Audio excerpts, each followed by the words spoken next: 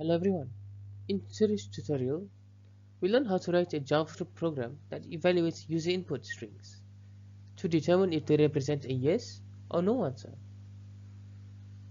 This is especially useful in form validations, user confirmations, and interactive applications. The objective is to evaluate a string input and return true for yes, false for no, both of which are case insensitive. A default value for invalid inputs like foo. This approach is flexible and accounts for both uppercase and lowercase inputs. Here's the JavaScript function. We use a regular expression to test if the string matches y or yes. If it matches, the function returns true. If the string matches n or no, it returns false. Otherwise, it falls back to the provided default value, which is false by default.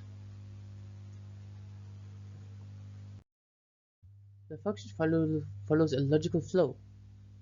First, it validates the input string. It then checks if it matches y or yes.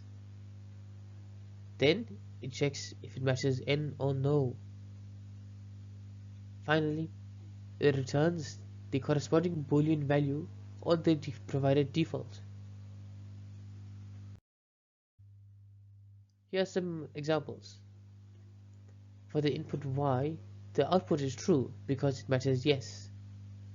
Similarly, no returns false. For foo, with a default value of true, the output is true since it does not match yes or no.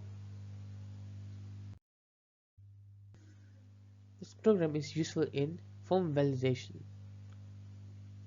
handling yes or no inputs, interactive prompts, interpreting user confirmations or cancellations, and command passes, simplifying command line argument handling. To summarize, we've implemented a JavaScript function that evaluates strings to yes or no values. It is case insensitive.